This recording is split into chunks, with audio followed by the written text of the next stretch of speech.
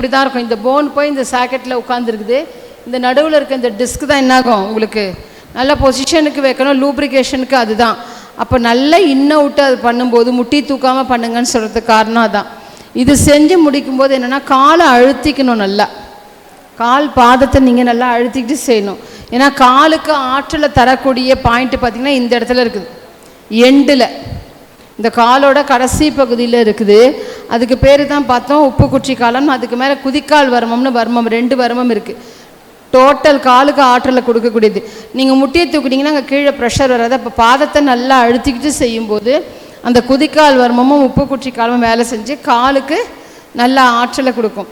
பக்கவாட்டில் கால் படணும்னு சொன்னாங்க. ஏன்னா பித்தப்பைக்கு இன்றைக்கி கிட்னி ஸ்டோன்ஸோட கால் பிளாடர் ஸ்டோன்ஸ் தான் அதிகமாக இருக்குது. எந்த பக்கம் திரும்பினாலும் கால் பிளாடர் ஸ்டோன், பித்தப்பை எடுக்க சொல்லிட்டாங்க, பித்தப்பை எடுக்க சொல்லிட்டாங்க. இப்போ என்னென்னா கிட்னி ஸ்டோன்ஸ் இருந்தால் நீங்கள் டாக்டர்கிட்ட ஒரு 3 மாதம் டைம் கேட்டுட்டு அதுக்கான உணவு முறை பயிற்சி செஞ்சிங்கன்னா கிட்னி ஸ்டோன்ஸ் என்ன பண்ண முடியும், கரைச்சி யூரினில் கொண்டு வந்துட முடியும். ஆனால் பித்தப்பை ஸ்டோன்ஸை கரைச்சி வெளியில் வரத்துக்கு ரூட்டு கிடையாது. அப்போது பித்தப்பை உங்களுக்கு ரிமூவ் பண்ணணும், சர்ஜரி பண்ணணும்னா நீங்கள் பெஸ்ட்டு சர்ஜரி பண்ணிக்கணும். பித்தப்பை சர்ஜரியை தள்ளி போடக்கூடாது. நீங்கள் தள்ளி போட்டிங்கன்னா பித்தப்பை பஸ்ட் ஆச்சுன்னா கல்லீரலை பாதிச்சிடும். கல்லீரலுக்கு பக்கத்துலேயே இருக்குது, இதோ இருக்குது பாருங்கள், இந்த இடத்துல இருக்குது அந்த உப்பு குற்றி காலம்ன்றது, குதிக்கால் வர்மம்ன்றது. இந்த ஒரு பள்ளம் இருக்கும், இந்த மேடு ஏறுது இல்லையா, இந்த இடத்துல இருக்கும். நீங்கள் இது செய்யும்போது இன்னொரு நன்மை என்னென்னா, லேடிஸாக இருக்கட்டும் ஜென்ஸாக இருக்கட்டும் காத்தால் எழுந்தோடனே இங்கே குத்துதும்பாங்க, கணுக்காலில் சுருக்கு சுருக்குன்னு குத்துது, கால் என்னால் ஊன முடியல. டாக்டர்கிட்ட போடியா, டாக்டர் எலும்பு வளர்ந்துருக்குன்னு. நல்லா தெரிஞ்சுக்கணும், எலும்பு வளராது. எலும்பு வளரவும் வளராது, ரொம்ப தேயவும் தேயாது. நம்ம உடம்பை எடுத்துகிட்டு போய் பொசுக்கு எரிச்சு இப்போ நீங்கள் எரிச்சிங்கன்னா எலும்பு அப்படியே தான் இருக்கும். அதனால தான் என்ன சொல்கிறாங்க, ஹஸ்தி கரைக்கிறதுன்றாங்க. தசைங்க நரம்பெல்லாம் சாம்பலாக போயிடும், எலும்பு தேயவே தேயுது. நீங்கள் ரொம்ப நாள் அப்படியே விடும்போது தான் என்ன ஆகணும், அந்த டிஸ்க்கு சுத்தமாக சப்பையாச்சுன்னா தான் ஒரு எலும்போட ஒரு எலும்பு டச் ஆகும்போது தான் எலும்பு தேயும். அப்போ இங்கே கணுக்காலில் ஏன் வலிக்குது அப்படின்னா, நம்ம உடம்புல எக்ஸஸாக இருக்க கால்சியம் 3 இடத்துல போய் சேரும். ஒன்று கிட்னி ஸ்டோன்ஸாக போகும், பித்தப்பை கால் பிளாடர் ஸ்டோன்ஸாக போகும். இது 2த்துலேயும் நம்ம புண்ணியமணி தான், அது 2த்துலேயும் அதில் இல்லைன்னா நேராக குதிக்காலில் போய் சேரும். இப்போ குதிக்காலில் சேர்ற எக்ஸஸ் கால்சியம் தான் டாக்டர்ஸ் இவ்வளோ எக்ஸ்ப்ளனேஷன் கொடுத்துட்டு தான் அவங்க பேஷண்ட் பார்க்க முடியாது. அவங்க என்ன சொல்கிறாங்க, எலும்பு வளர்ச்சி, எலும்புலாம் வளராது, குதிக்காலில் போய் டைரெக்டாக போய் உட்காந்துரும். இவங்க என்ன பண்ணுவாங்க, குத்துது சர்ஜரி பண்ணி எடுக்க, சர்ஜரிலாம் பண்ணாலும் நடக்கணும். அந்த மாதிரி அங்கே எலும்பு இருக்கவங்க வாக்கிங் போகணும், நடக்கணும். ஒத்தடங்கள் இருக்குது, சில ஒத்தடங்கள் கொடுத்திங்கன்னா அந்த எலும்பு அந்த கரைஞ்சிடும், அந்த கால்சியம் கரைஞ்சிடும். வர்மத்தில் அதுக்கு ஒரு அற்புதமான பாயிண்ட், இந்த காது மடலுக்கு பின்னாடி இந்த எலும்பு இப்படி தேய்ச்சி 2 கையும் வச்சு தேய்க்கணும். 2 கையும் நடுவரல் வச்சு இப்படி தினம் ஒரு 10 தடவை 15 தடவை தேய்ச்சிங்கன்னா எக்ஸஸ் கால்சியம் சேராது நம்ம உடம்புல. தேய்ச்சிங்கன்னா இதுக்கு பேர் பொறிச்சான் காலம்னு பேர். ஒன்று, கால்சியம் எப்பயுமே எல்லாருக்குமே சஃபிஷியண்ட்டாக இருக்கும், நல்லா தெரிஞ்சுக்கோங்க. போதுமான கால்சியம் இருக்கும். அந்த கால்சியத்தை எலும்புக்கு இறக்கணும். அந்த இறக்கிறது மக்னீஷியம் தான் குறையும். நம்ம கால்சியத்திலேயே கான்சன்ட்ரேஷன் பண்ணி பாலை குடிக்கிறது, மேலே கால்சியம் டேப்லெட் போடும்போது உங்களுக்கு இருக்கிற கால்சியத்தை இன்னும் அக்ரிவேட் பண்ணி இது என்ன பண்ணணும், அதிகப்படுத்தி குதிக்காலில் கிட்னியில் கால் பிளாடர்லாம் ஸ்டோனாக வரும். அப்போ நீங்கள் மக்னீஷியத்தை நிறைய சேர்த்துக்கணும். மக்னீஷியம் போதிய அளவு எடுத்திங்கனாலே கால்சியம்னாவும் இருக்கிற கால்சியம் எலும்பில் நல்லா எக்ஸ்ட்ரா டைம் நல்லா உங்களுக்கு வேலை செய்யும். மக்னீஷியம் அதிகமாக இருக்கக்கூடிய ஒரே கீரை முருங்கைக்கீரை. அப்போ மக்னீஷியம் உள்ள கண்டென்ட் அதிகமாக இருக்கிற கீரை வகைகள் காய்ங்க எடுத்திங்கனாலே உங்களுக்கு இந்த பிரச்சனை சால்வ் ஆகிடும். அப்போ இந்த கால் என்ன பண்ணுறோம், நம்ம அழுத்திக்கிட்டு இப்படி பண்ணுறோம். ஏன்னா ஒரே போன் பார்த்தீங்க இல்லையா, இங்கே தான் 2ஆக பிரியுது. இங்கே வரும்போது ஒரே தை போன் தான், தொடை எலும்பு தான் பெரிய எலும்பு. அப்போ அந்த தொடை எலும்பு நல்லா மூவ்மெண்ட் கொடுத்து பண்ணும்போது இந்த பெல்விக்கு சயாட்டிக்காலாம் சொல்கிறோம் பார்த்திங்களா, அந்த பிரச்சனைகள்லாம் உங்களுக்கு தீர்வாக இருக்கும். நல்லா காலை அழுத்திக்கிட்டு முட்டியை தூக்காமல் இன்னொட்டு ரைட்டு லெஃப்ட்டு செய்யணும். இப்போ பித்தப்பை கல் இருக்குங்க, மைல்டாக தான் இருக்குது, சர்ஜரி வேணாம் மாத்திரை கொடுத்துருக்குறாங்க அப்படின்னா நீங்கள் பித்தப்பைக்கு இப்படி காலை சைடில் வச்சு அழுத்துவாங்க. பித்தப்பைக்கு இப்போ நின்றுட்டு போய் கிளாஸ் எடுக்கிறோன்னா ஆனால் பார்த்து அழுத்தணும், கால் செதை பிறண்டிடும். சிலருக்கு பாருங்கள், இப்படி சைடில் வச்சுட்டு ஒரு 3-4 ப்ரெஷர் எதையாவது பிடிச்சிக்கிட்டு 2 காலையும் மாற்றி இப்படி அழுத்தும் போது பித்தப்பை நல்லா ஸ்டிமுலேட் ஆகும் உங்களுக்கு. அதுக்கு தான் பாருங்கள், சயாட்டிக்கா நரம்புன்றது இப்படி தான் ஒரு பின்பக்கமாக இணையும். அதனால தான் உங்களுக்கு நரம்பெல்லாம் இழுக்குது அந்த இன்ஜெக்ஷன்லாம் பண்ணுறதால. அப்போ கால் பயிற்சி நீங்கள் தொடர்ச்சியாக செய்யணும். கீழே உட்காந்து பழகணும். சேரில் எவ்வளோக்கு உட்காரமோ அவ்வளோக்கு கால் வலி இடுப்பு வலி அதிகமாக தான் ஆகும். நம்ம பாட்டியில் என்ன பண்ணாங்க, கீழே உட்காந்து காலை நீட்டி கால் மேலே கால் போட்டாங்க. நீங்கள் கால் மேலே கால் போட்டு உட்காந்திங்கன்னா இடுப்புக்கு நல்லா ரத்த ஓட்டம் போச்சுனாலே உங்களுக்கு நல்லா கேட்கும். ஆனால் இன்றைக்கி டாக்டர்ஸ் என்ன சொல்கிறாங்க, சேரில் தாங்க உட்காரணும், கீழே உட்காரக்கூடாது. நம்ம கீழே உட்காரதில் காலை தொங்க போட்டு உட்காரும்போது நமக்கு ரத்த ஓட்டம் பாதத்துக்கு போகுது, இடுப்புக்கு போதிய ரத்த ஓட்டம் வர்றதில்லை. நீங்கள் சேரில் உட்காந்தா கூட எதிர்க்க ஒரு ஸ்டூல் போட்டு அது மேலே கால் வச்சு உட்காந்திங்கன்னா உங்களுக்கு நல்லாயிருக்கும். சரிங்களா? அப்போது இந்த இன் அவுட்டு ரைட் லெஃப்ட்டு ஆண்கள் பெண்களுக்கு நடையில் எப்போவும் ஒரே ஸ்ட்ரெயிட்டாக நிற்கிறதுக்கு நடக்கிறதுக்கு உபயோகப்படுது. லம்பார்ட் பஞ்சினால் ஏற்படுற வலிகள்லேருந்து உங்களை காப்பாற்றுது. பாருங்கள், கால் பயிற்சின்னு ஒன்று சொல்கிறோம், எத்தனை நன்மைகள். அப்புறம் காலை கொண்டு வந்து சுண்டு வரல தரையில் ஐயா இப்போ போட்டிருக்காங்க, இப்போ போட்டு இப்படி உட்காந்துருக்காங்க இல்லையா.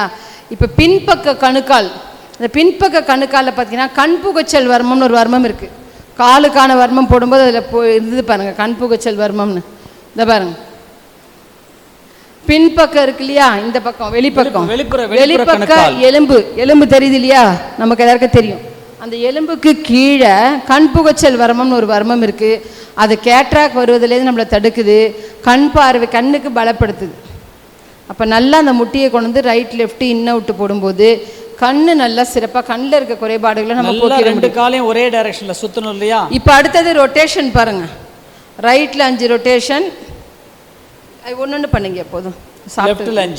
லெஃப்டில் 5 அகைன் ரைட் 5.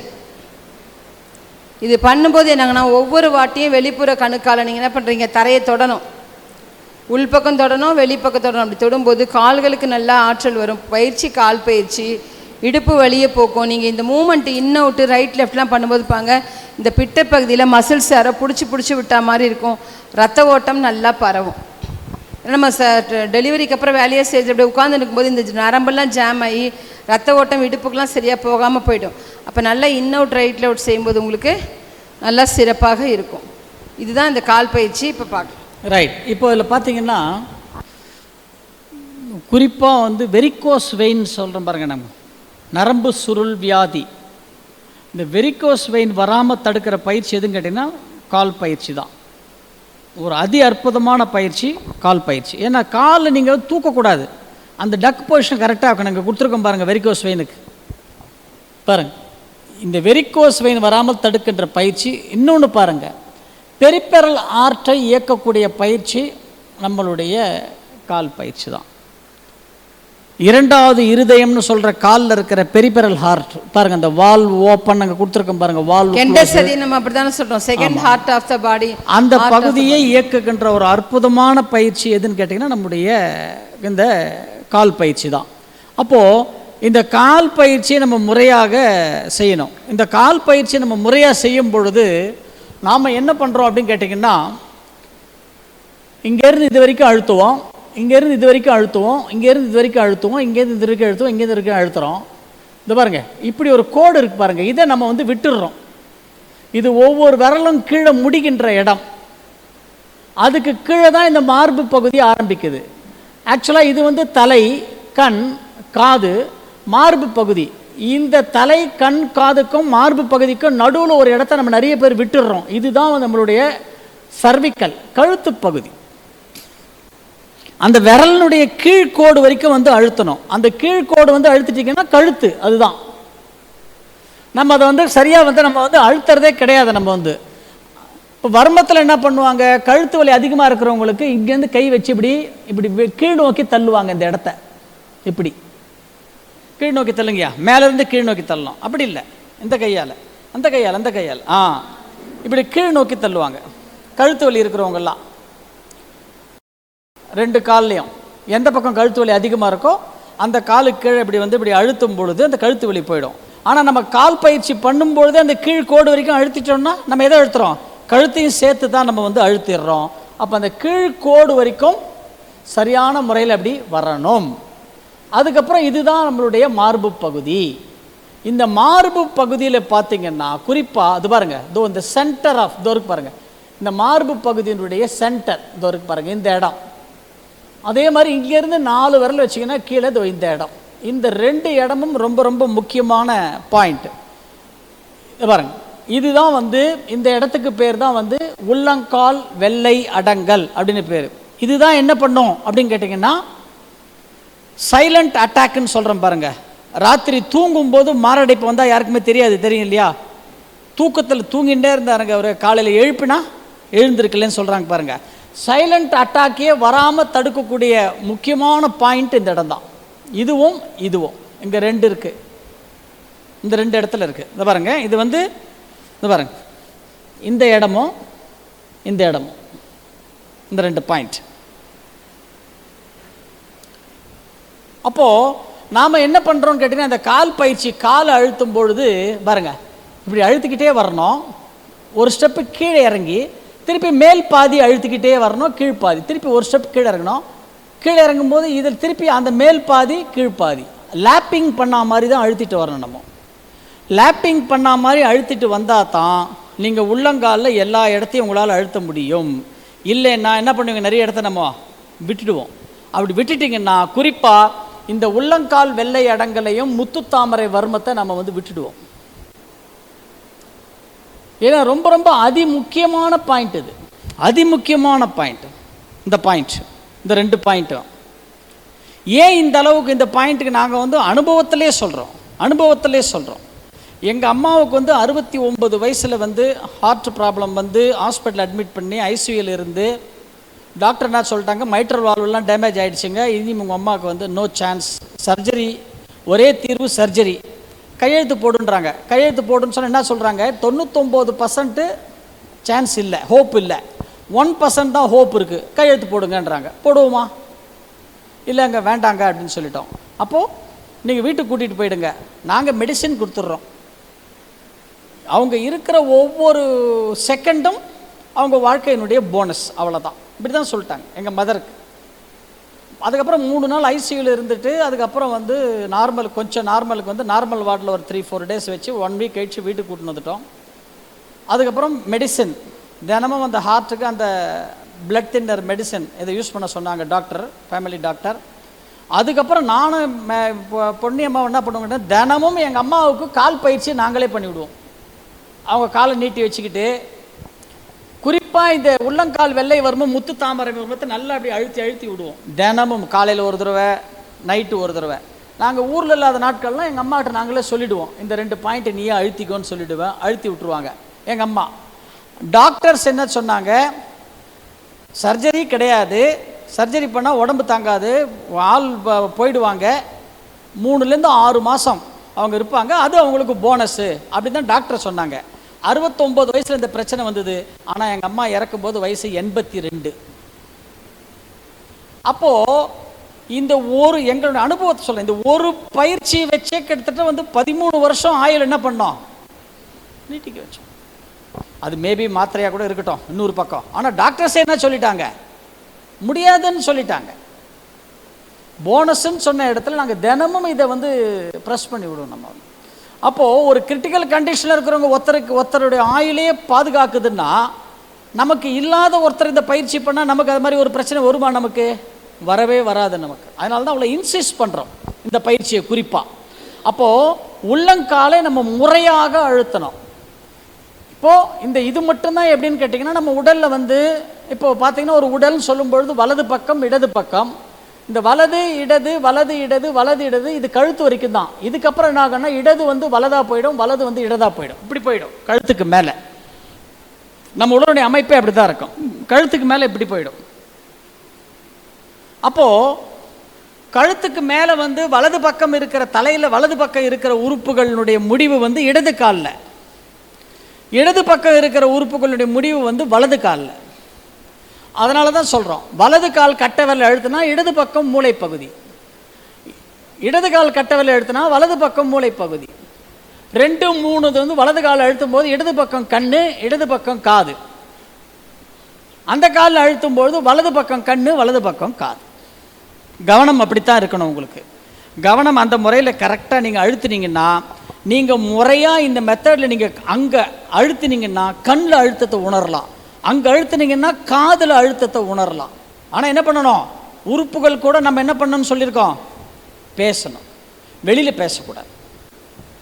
அப்போது இது முடிக்கிறோம், மார்பு பகுதி வரும், ஜிக்ஸாக்காக வரும்.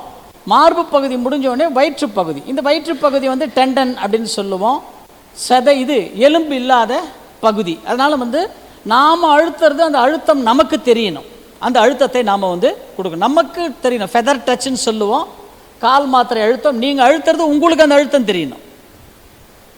இங்கேருந்து இது கீழே வரும் பொழுது உங்களுடைய இங்கே தான் ஒரு மாத்திரை இங்கெல்லாம், ஏன்னா இதெல்லாம் கடினமான பகுதி, தொடைக்கு கீழே முழு பலத்தையும் கொடுத்து நல்லா குத்தி அழுத்தணும். இங்கெல்லாம் நல்லா குத்தி அழுத்தணும். அழுத்தி முடிச்சுட்டு கடைசியாக இந்த இடம் வரும் பாருங்க, இந்த இடம் எல்லாம் முடிச்சுட்டு இங்கே வரும்போது இந்த இடத்த நல்லா ஒரு 10 முறை இப்படி குத்தி விட்டுருங்க 2 கட்டை விரலால். இதுதான் என்னன்னு கேட்டிங்கன்னா கான்ஸ்டிபேஷன், மலச்சிக்கலை போக்கும் இடம். அதுதான் ஆசன வாய் பகுதி. அதுதான் கடைசியில் அழுத்தி விடுங்கயா. கடைசியில் அந்த இடத்துல 2 கட்டை விரலால் அப்படி அழுத்தி விட்டுணும். எல்லாம் முடிச்சோன்னு அந்த இடம் அங்கே மட்டும்தான், அந்த இடம், இந்த இடம் மட்டும்தான் அந்த இடம். கடைசியாக அங்கே வந்து முடிக்கணும். அந்த இடத்த வந்து இப்படி 2 கட்டை விரலால் அப்படி அழுத்தி விட்டணும். அப்படி கட்டை விரலால் அழுத்தி விட்டணும் இந்த இடத்த. இதுதான் மலச்சிக்கலுக்கான பாயிண்ட். சரி, இப்போ இது எல்லாத்தையும் அழுத்திட்டோம்.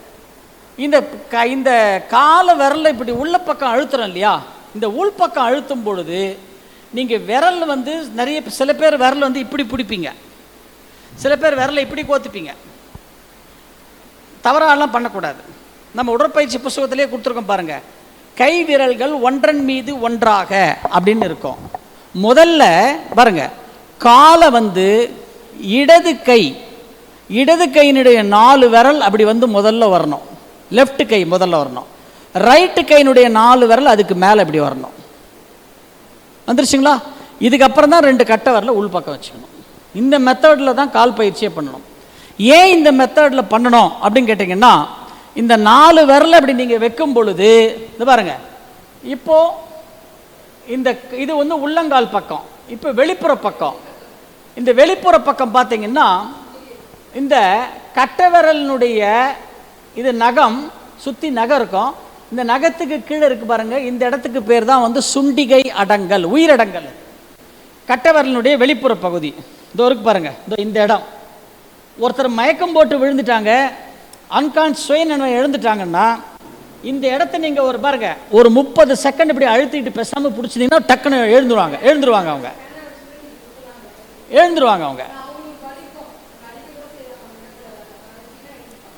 அந்த இடம் அவ்வளோ முக்கியமான இடம். அதே மாதிரி கட்டை விரலுக்கும் ஆமாம் மெட்டி விரலுக்கும் நடுவில் ஒரு பள்ளம் இருக்கும் பாருங்க. கட்டை விரலுக்கும் மெட்டி விரலுக்கும் நடுவில் ஒரு பள்ளம். அந்த பள்ளத்தை அழுத்தினீங்கன்னா விருத்தி அடங்கல். நீங்கள் அந்த 2 பாயிண்ட்டை தான் நீங்கள் கை இப்படி வச்சுக்கும் பொழுது உங்களால் அதை ஆக்டிவேட் பண்ண முடியும். கை இப்படி வைங்க, முதல்ல இந்த இப்படி வரணும் பாருங்க, அவ்வளோதான். இப்போ உள்ள அழுத்தணும்.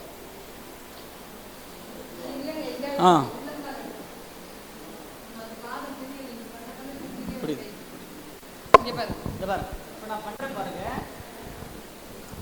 இப்படி வைக்கிறேன் இல்லையா, முதல்ல லெஃப்ட் கையை வைக்கணும் பாருங்க. அந்த சுண்டிகை இடங்கள் விருத்தி இடங்களை பிடிச்சிட்டோம் பாருங்க. அதுக்கு மேலே ரைட்டு கையை வைக்கணும். இப்போ 2 உள்ள வரணும், இப்படி வரணும். இந்த 2 பாயிண்ட்டை நீங்கள் ஆக்டிவேட் பண்ணதுக்கப்புறம் கீழே வர பாருங்க, உங்கள் கை தானாக பிரிஞ்சு வந்துடும்.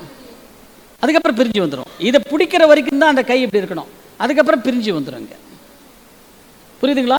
இது நல்லா வந்து கரெக்டாக இப்படி பிடிக்கணும். 1. 2வது என்ன அப்படின்னு கேட்டிங்கன்னா, நாம் சொல்கிறோம் இல்லையா, மெடிக்கல் டேர்ம்ஸில் பிஎம்ஐன்னு ஒன்று சொல்கிறோம், தெரியும் இல்லையா? என்னது இது? பாடி மாஸ் இண்டெக்ஸ் அப்படின்னு சொல்கிறோம்.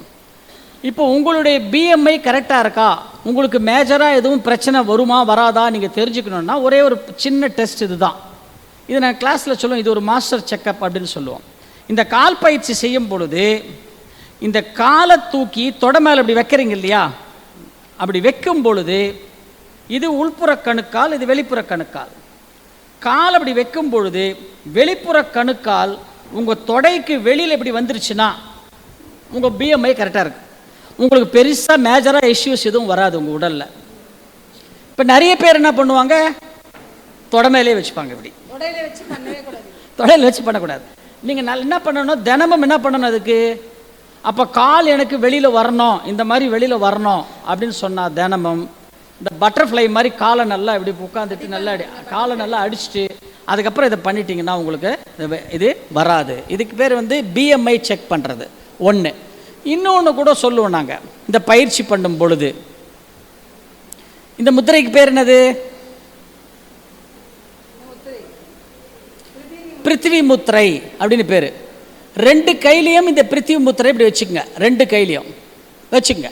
நல்லபடி மேலே தூக்காமீங்க பார்க்கலாம். ரைட்.